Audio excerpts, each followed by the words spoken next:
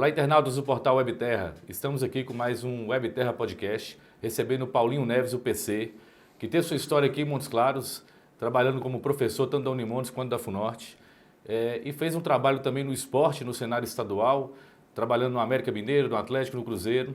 Vai contar um pouco da sua história, dos seus projetos, para nós todos aqui do portal Webterra. PC, um abraço, um prazer recebê-lo aqui no estúdio do portal Webterra.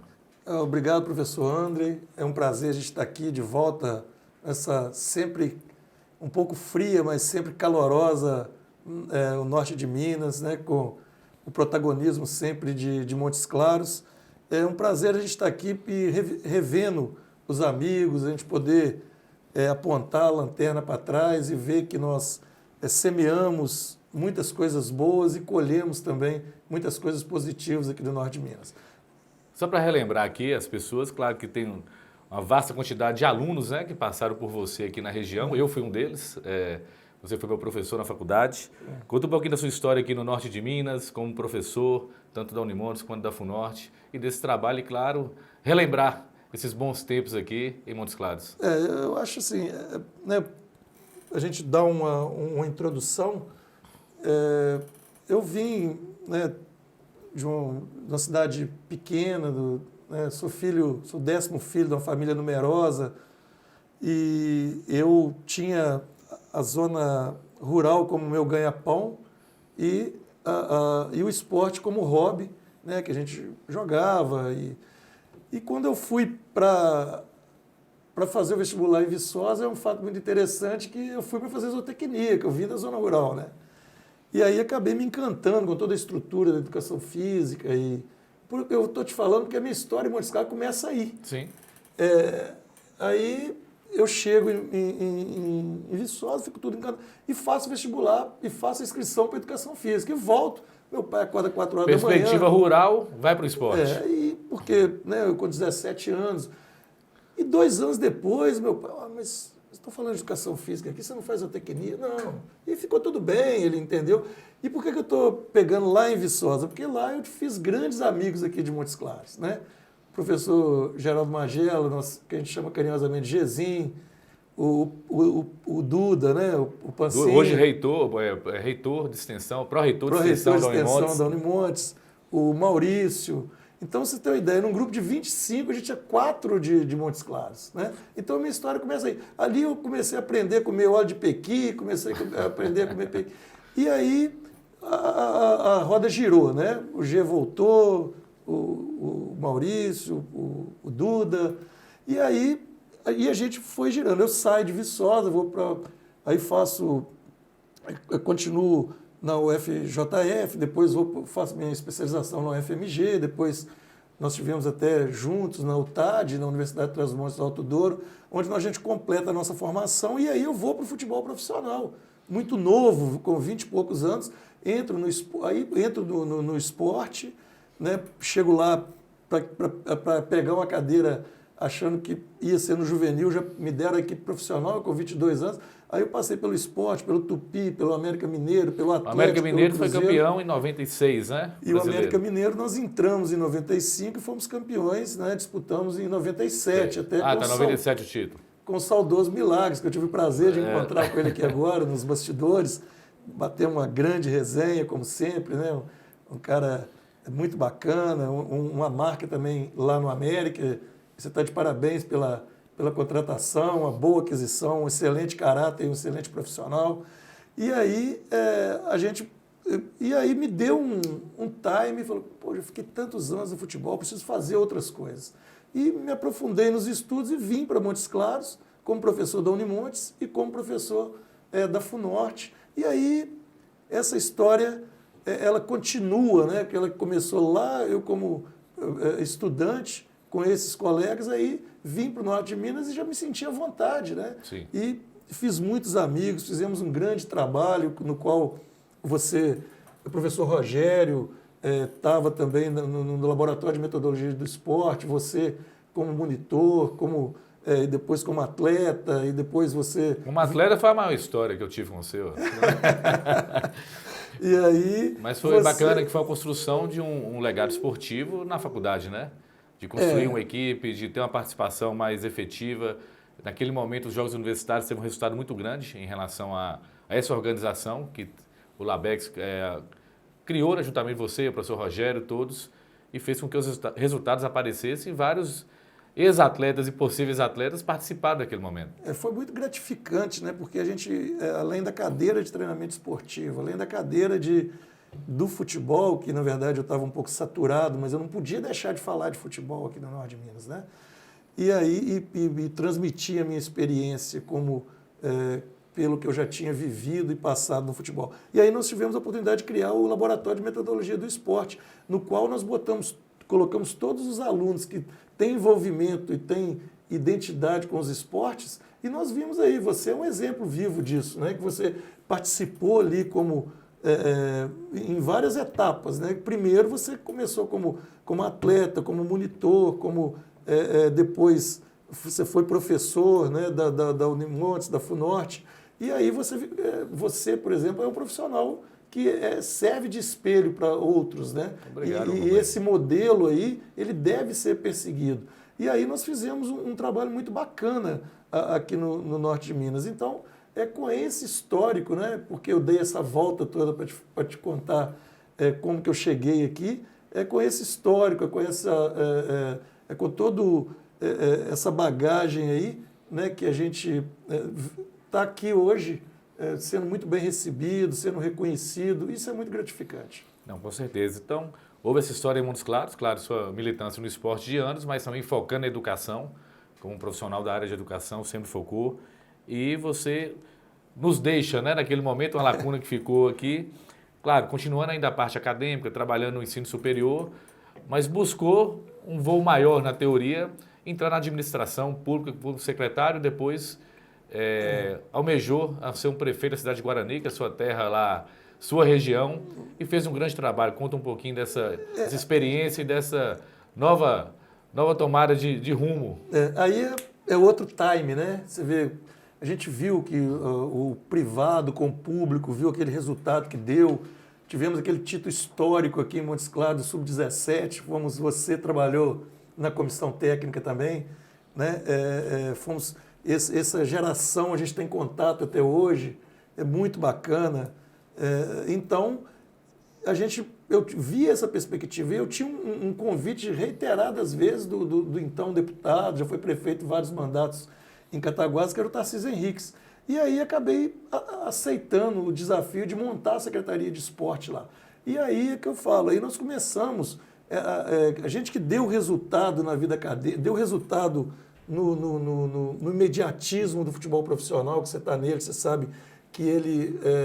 Cobrança contínua e imediata. Quarta, domingo, uma quarta, se não der resultado, tem que mudar tudo, está tudo errado. Então, esse imediatismo, viemos para um trabalho a longo prazo, que é a educação, que a gente tem a convicção, que é o grande, que vai transformar as pessoas, a humanidade, uma cidade, um bairro, um país, e a gente vai para a vida pública, né? Onde tem amorosidade e às vezes, não tem a retidão que a gente sonha. Mas aí, eu como secretário em Cataguases, eu vou resumido, nós entramos e deixamos Cataguases no primeiro lugar no ranking do ICMS esportivo. Isso respingou, criamos o projeto Assistência no Basquete, junto com a Eletrobras, e isso respinga na minha cidade, que é muito próximo, eu sou eleito prefeito lá, de uma polarização que estava PT e PSDB, eu entro e sou eleito, e depois, e falo como meu pai foi só um mandato, e aí a política, a gente tem dificuldade, André, de achar a porta de saída. A porta de entrada a gente já sabia. E aí, Paulinho, você tem que continuar lá, é Paulinho, né? Paulinho Neves, PC. E aí, vou para a reeleição, sou reeleito, e nesse meio tempo a gente tem um trabalho na associação, que é o AMPAR e o SIMPAR, que é a associação, aí a associação decadente, com máquinas velhas, 40, as máquinas com 7 municípios apenas, e nós entramos e criamos os 10 projetos, criamos ouvidoria, ouvindo os prefeitos, ouvindo a comunidade, E o resultado disso, nós deixamos a Ampar hoje, que a Ampar é a associação, criamos o consórcio em 2014. Hoje Para as pessoas entenderem, é um consórcio intermunicipal, né? De municípios da região da Zona da Mata. Da região. Aí tinha só a associação, e a associação ela foi perdendo força, né? Por quê? Porque as ações estão no consórcio. Aí nós criamos o consórcio em 2014. E aí, o consórcio hoje, a associação que um município pequeno, por exemplo, igual Guaraciama, pagava R$8.000, hoje ele paga R$2.700 e tem 10 serviços. Serviços que certifica o produtor, que faz castração de animal, que dá licença ambiental. Asfalto né? também, acho que vocês... Asfaltamento de qualidade, em polímero. Os custos de capacitação, você pensa o pessoal da prefeitura sair do interior para ir lá em Brasília é muito dispendioso. Então nós criamos isso. Qualificando o servidor em loco ali para dar a condição de trabalho, né? Então o resultado também, como a gente fala de gestão de resultado, o que é exatamente? Nós deixamos com 7 municípios pagando 8 mil e entregamos a associação com 41 municípios pagando R$2.700 e oferecendo muitos outros serviços. E completando a administração em Guarani, que nós demos ênfase, obviamente, como professor, como gestor na educação e na saúde, mas o esporte também foi muito valorizado. E Guarani, uma cidade de 10 mil habitantes, eu deixei no 9º no ranking do ICMS esportivo. Cataguases em primeiro, né? Mas Guarani em 9º, né? É muito representativo. Não, com certeza. Então, eu acho que esses são os resultados. E 2 resultados ainda que são muito marcantes. Eu herdei uma dívida do governo do estado de 3.400.000, entreguei à prefeitura com 3.500.000 em caixa, com os projetos todos definidos. Pegamos uma folha de pagamento com 50%, que era destinada a pagamento de funcionários. Né? Entregamos com 39%, ou seja, deixamos 11% para investimento em outras áreas, das áreas que são necessárias, como infraestrutura, e ainda pegamos 3 enchentes, né? E uma pandemia que não tem precedente. Então, é com essa experiência aí que a gente vem mostrando, né, que é possível fazer gestão pública com resultado, com honestidade e com contrato no dinheiro público. Não, e até importante também ter um profissional do esporte, com vivência esportiva, assumir a área de gestão, a questão administrativa, gestão pública é muito difícil, principalmente para encontrar esses resultados que você está citando. Eu acho que até um exemplo os demais profissionais da área do esporte que podem investir nessa área de gestão, né? Participar, porque eu acho que a principal característica, eu falo como nós, que eu também sou formado em educação física, é a liderança para se fazer os processos. É liderar um consórcio, liderar uma prefeitura, para ter a personalidade e fazer as coisas acontecerem de verdade. Eu acho que cada um deve buscar o seu potencial, né? E a liderança ela é meio inata, mas não tenho dúvida que nós sabemos, né, da visão que você tem 50% do que você vem na sua carga genética, dando um meio de professor aqui agora, voltando, e o outro é a influência do meio ambiente. Então, se você já tem essa capacidade inata, você deve desenvolver essas características, porque o esporte nos ensina muito. Quem seria, não sei se eu seria hoje o que eu sou sem o esporte. Porque o esporte te mostra que hoje você perde, amanhã você ganha, você perdeu porque você não faltou isso, e você aprimora no dia a dia, e o dia amanhece. Todo dia ele abre um dia novo para você e as coisas, os resultados aparecem a partir do que você trabalha para colher. Se você plantar laranja, você vai colher laranja. Se você plantar cana, você vai colher cana. Não adianta, né? Então isso que a gente fala. Eu acho que nada resiste ao trabalho, mas eu acho que cada um, eu tenho a convicção de que cada um deve trilhar o seu caminho de forma que ele tenha aptidão para isso e desenvolver essa aptidão e acreditar nisso. E não é quem campeão, não é quem perde menos, é quem persiste mais. Não, com certeza. E nessas andanças aí, claro, pela experiência profissional também, como que a sua militância no esporte, claro que essa experiência aí já é evidente e consagrada. E como você enxerga a educação hoje, sendo profissional da educação também, do cenário de Minas Gerais, as próprias causas que o professor reivindica há tanto tempo aí, Como é que você enxerga o cenário da educação hoje no estado de Minas Gerais como um todo? Eu vou falar como um gestor público e que eu administrei um consórcio com 1.200.000 pessoas e como prefeito de uma cidade que pegou a educação caindo pelas tabelas, né? Então, o que nós fizemos? Você tem uma série de atitudes que vai te levar ao resultado. Então, nós tiramos a cidade de 5,5 na avaliação do MEC para 6,6. O que foi feito? Primeiro, valorização do profissional, ou seja, custos de capacitação, salários dignos, as instalações dignas, uma possibilidade de frequência desses alunos igualitárias para o que mora no centro da cidade, que é só atravessar a rua e entrar na escola, e o que mora lá na zona rural, que mora a 15 quilômetros, a 20 quilômetros da cidade, porque se ele não consegue, choveu, ele não consegue sair de casa, o que precisa? Infraestrutura, precisa de estrada rural, precisa de ônibus decente, precisa do pessoal de transporte com raça, com disposição de ir lá com a chuva e saber que ele é importante dentro do processo de formação. Então, são uma série de atitudes que você toma que dá o resultado lá na frente. Então, foi isso, é nisso que eu acredito. Eu acredito na gestão descentralizada, nós precisamos ir caminhando, porque é muita responsabilidade para o prefeito. Mas isso é uma outra conversa. Quer assumir a função, assuma a responsabilidade, não tem jeito. É um outro debate. O debate, o que é? É o debate do Pacto Federativo. Isso é um debate que eu estou disposto a travá-lo, eu sempre travei. Porque o que é o Pacto Federativo? É uma melhor distribuição de renda, né? Entre os entes, que é município, Estado e federação. O município é o ente do ente da federação, porque ele tem mais atribuição e menos recurso. Então, tudo isso, a qualidade da educação, ela passa por tudo isso. Então, o que o prefeito fala? É muita atribuição. Mas as atribuições, às vezes, elas são inversamente proporcionais ao recurso que você tem. Então, nós temos que ter o municipalismo forte aí para a gente ter força junto ao Congresso Nacional, junto ao Senado, para a gente realmente fazer esse pacto federativo. Porque é impossível o município, com tanta atribuição que ele tem, trabalhar com 16% do bolo tributário. O resto vai para o Estado e vai para a federação. E aí, professor André, tem-se uma nomenclatura que existe impostos estaduais, federais e municipais. Balela. Todo imposto é municipal. Você paga ele aqui. Você já foi lá em Belo Horizonte pagar imposto? Você já foi lá em Brasília pagar imposto? Você paga ele aqui em Montes Claros, você paga ele aqui em Bocaiúva, você paga ele aqui em Guaraciama. Você paga onde você vive, só que os recursos, aí criou-se que esse imposto é estadual e esse é federal. O que nós precisamos é discutir isso. Por que os Estados Unidos têm os municípios fortes e é um país forte?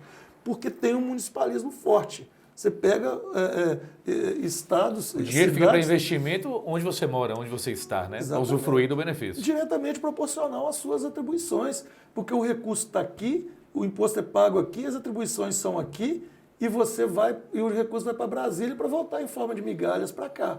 Então, o que nós precisamos fazer?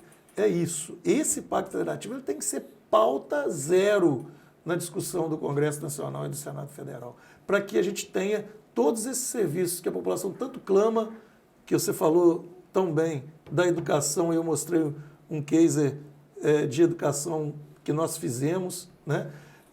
Da saúde, que é precária, da nossa infraestrutura, e a nossa segurança. Então, dá a responsabilidade para o prefeito, porque ele é o mais indicado. O prefeito é que a pessoa conhece, convive no dia a dia, você sabe a rotina dele, sabe onde é que ele mora, né? E ele é o mais qualificado. Aí nós vamos ter todos esses aspectos fortes. Então, com toda essa experiência aí, claro, volto a falar, no esporte, na educação, na gestão pública, na liderança de um consórcio, e agora buscando essa efetividade de uma liderança e uma representação, você está hoje pleiteando como pré-candidato a deputado, com esse foco, claro, de representar bem o nosso Estado no Congresso Nacional e buscar uma alternativa de representar de forma efetiva, né? O que falta muito são representantes que tenham a experiência vivida na gestão para que se possa propor pautas e alternativas que realmente facilitem o dia a dia, tanto do município, mas buscando o bem comum da sociedade. Fala para a gente desse projeto aí, desse desejo de dar continuidade a esse legado. Na verdade, é uma missão que estão me dando, né? Na verdade, eu não pleiteio nada. Eu vou de acordo com as missões que vão aparecendo e eu vou cumprindo essas missões, né? Então, agora foi me dada essa missão e eu não vou colocar toda essa oportunidade que a população já me deu, né, como já estudei em todas as escolas públicas da minha vida, né, e foi citado aqui, já inclusive passei até pelo IFET, Escola Agrotécnica Federal, né, como eu falei que a minha raiz era lá na zona rural, e agora, com essa experiência de secretário municipal e que dá certo, de prefeito eleito e reeleito, de presidente de associação eleito e reeleito, do consórcio eleito e reeleito, e a gente poder mostrar todo esse case positivo, e agora a gente está nesses 2 anos aí, vamos dizer, para quem está na vida pública de entre safra, eu fui praticamente convocado e aceitei a missão de lançar o meu nome a pré-candidato a deputado federal para a gente representar essas pessoas que têm afinidade com a gente. E aí, essas pessoas são os gestores públicos que passam por muitas dificuldades e às vezes não encontram a pavimentação do caminho, e nós temos todas essas experiências para passar. Nós temos a bandeira aí do produtor rural, que nós já capacitamos e já certificamos, André, mais de 40 produtores, pequenos produtores, estamos com 400 produtores, a gente dando orientação para que ele possa ter a certificação para ele comercializar em toda a área de consórcio e, posteriormente, comercializar em todo o território nacional, sem sobrepor. Nós temos aí a bandeira da educação física, porque nós não podemos mais ficar nem de pires na mão, que os professores que trabalham com projetos sociais, trabalham com esporte escolar, nem sobrevivem, pires, né? Nem pires não tem na mão mais. O que nós precisamos? Criar uma política pública para esse profissional de educação física. O que é? Horas para que ele trabalhe lá, como tínhamos, nós citamos aqui do nosso laboratório de metodologia do esporte, cada professor tinha 10 horas para trabalhar aquela modalidade. Ele precisa de equipamentos eficazes para que ele possa desenvolver.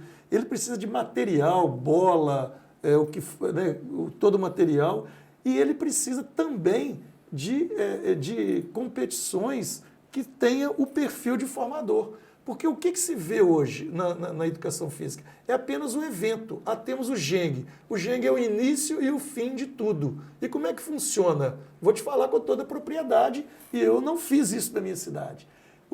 Chega no dia de viajar, os políticos vão para a porta dos ônibus com os pais dos meninos, bate nas costas dos meninos, sorte lá, e vão só com a sorte. Né? E uma parcela muito pequena da população também que participa, né? Acaba que é isso, tem que motivar toda a cadeia do processo de iniciação esportiva para que tenha realmente um legado esportivo. Porque quem não competir vai aprender as relíquias que o esporte nos dá, né? Que o esporte ele é fantástico para a vida. Ele te ensina que o campo termina aqui, a quadra termina aqui, no esporte marcial, nas lutas marciais, aqui, se ele pisar aqui, aí ele tem o adversário, né? Não é inimigo, ele tem o árbitro que dita as regras, ele tem o líder dele, que é o treinador. Então, olha só, isso é a vida da gente. E aí a gente, quando lida no esporte, a gente aprende a entrar e sair em qualquer ambiente, porque a gente aprendeu a respeitar e, obviamente, você é respeitado. Você sabe os limites até onde você pode ir. Então, o esporte ele é fantástico e é isso que nós precisamos proporcionar para todos. Todos vão ser atletas? Não, óbvio que não. Mas aí nós botamos também a cultura no meio, né? Eu tive também a oportunidade, nos 2 últimos anos, de ser secretário de Cultura. E aí a ideia é essa. E a cidade que não tem esporte e cultura, ela não vai ser uma cidade próspera, com certeza. Não. Meu amigo, para finalizar aqui, eu acho que é importante profissionais e pessoas com o histórico que você tem de militar em várias áreas e com sucesso. Eu estive pessoalmente lá em Juiz de Fora, visitei sua região, fizemos algumas atividades juntos, vi a liderança que você é na região, então demonstra a competência de liderar um processo. E tomara que tenha sucesso nesse pleito a deputado federal, porque eu acho que vai ser muito bem representada a nossa área, tanto de educação quanto de esporte. E, claro, pela experiência na gestão pública, vai ter condição de ajudar outras áreas também, como cultura, saúde, segurança, como um todo. Suas considerações, por favor, aos nossos internautas do Portal Webterra. Não, eu acho que eu venho com uma convicção de que é possível. É possível mudar o jogo, é possível. Quem quiser que continue a mesma coisa, não vem com a gente, né? Como pré-candidato, com essas propostas. Agora, quem acredita numa gestão de resultado, de qualidade, né? de muito trabalho árduo, venha com a gente. Então, eu faço essa convocação e tenho certeza que as pessoas lá atrás, quando me chamaram como secretário, como professor, como diretor de laboratório, de prefeito, eleito e reeleito, de presidente, de secretário executivo, não frustraram e os resultados eles estão aí para mostrar. Então, antes de encerrar, agradecer a oportunidade, professor André, né, da gente estar aqui no Portal Terra e dizer que nós estamos convictos que a boa política tem que prevalecer. E nós estamos convictos também que fazemos parte dessa boa política. Não, que bom. Então, reforço esse desejo de sucesso. Pode ter certeza que muitos ex-alunos aí, pessoas que passaram por você na sua história aqui em nossa região, vão gostar de ver esse bate-papo. Então, continue acompanhando o Portal Webterra com o Webterra Podcast. Um abraço.